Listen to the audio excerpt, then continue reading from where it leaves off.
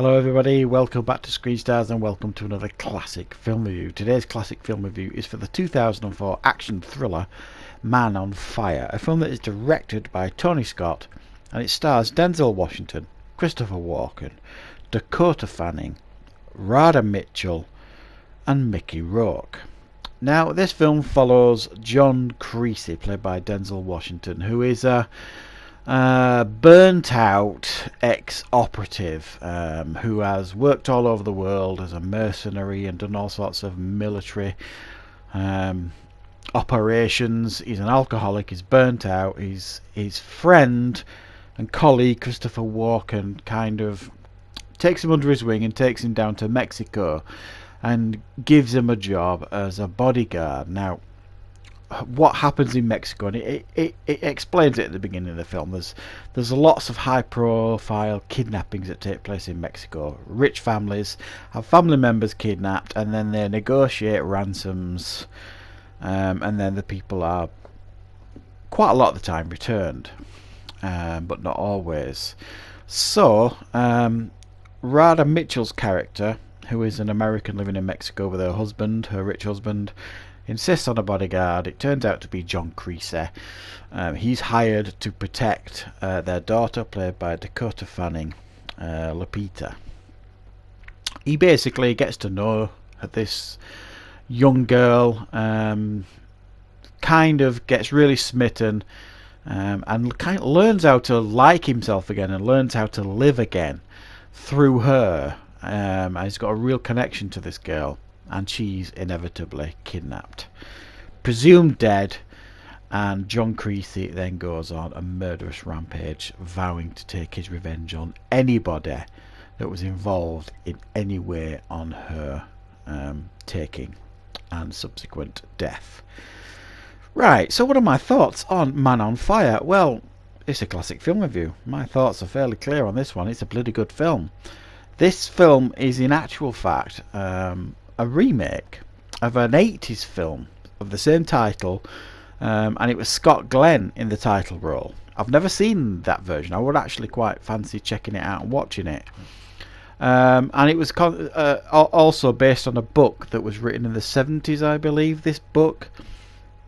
But the book is based in Italy, and I believe the Scott Glenn version of this film is based in Italy. And the early drafts of this film, they were going to base it in Italy again. But they chose to switch it to Mexico because in Europe in the 70s kidnappings were quite prominent, whereas in this day and age, or certainly the day and age this film was set in 2004, kidnappings were very prominent in South America and Mexico and places like that, which is why they switched locations. So yeah, like I say, it's based on what's come before, but it stands on its own 2 feet, this film. It's a wonderful film that Denzel Washington does these kind of films effortlessly. He's one of, I think, arguably one of the most versatile actors out there. He can do anything: drama, action, comedy. He's even dabbled with horror occasionally, with things like Fallen, science fiction.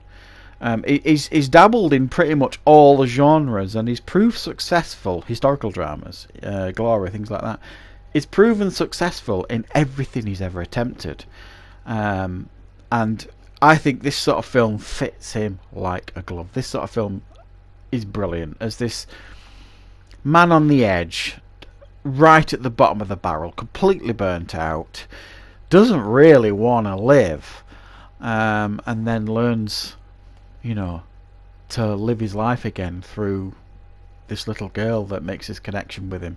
Beautiful story, really. Dakota Fanning, at the time, was the child actor. I mean, she's an actress in her own right now anyway, but she was such a great actress as a young girl, and wow, their scenes together are so great, so touching. It really carries this film forward, and you understand his reasons for wanting revenge.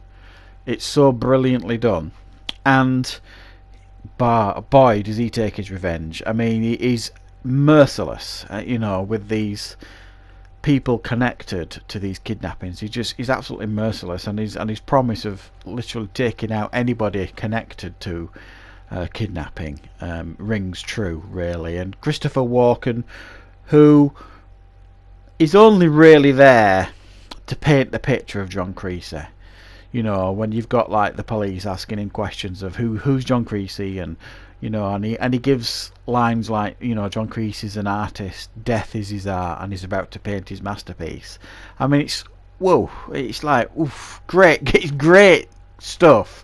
And you know, they've done similar things with films like John Wick. You know, when they've painted this picture of John Wick and told these stories of John Wick, it builds up this picture you've got of this character, so you get this feeling that John Creasy is, you know, a man who will stop at nothing to get what he needs, and you see that in this film.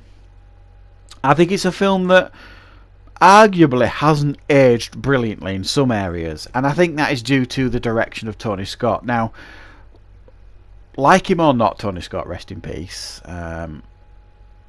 he was a great director of his time. I mean, he's almost like the Michael Bay before Michael Bay. It's some of the editing in this and some of the I'm not really sure how to describe it. It's very, very Tony Scott is what I will say.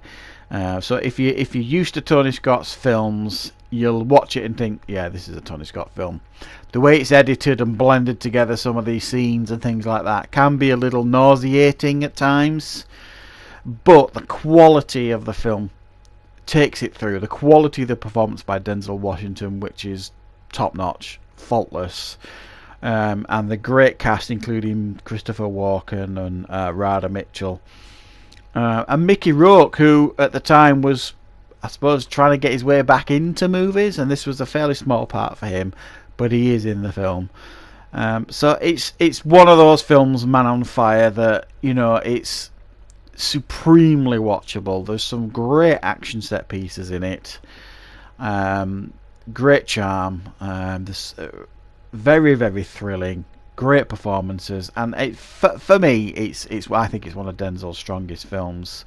And arguably the best film he did with Tony Scott, and that's a big ask, I know, because he has done some good films with Tony Scott, but it's arguably his best one. So yeah, Man on Fire, definitely, if it's a film you've never checked out, you really need to watch it, because you do see Denzel Washington doing, I think, one of his best action roles out there. So yeah, thanks for watching, everybody. I hope you like this classic film review for the 2004 film Man on Fire. I will of course be back with plenty more reviews. If you've got any ideas for classic film reviews, pop them in the comments. If it's a film I know well, and it's a film that I think could be regarded as a classic, I will certainly consider doing a classic film review on it. So thanks for watching, everybody. I'll see you very shortly with more content on the channel.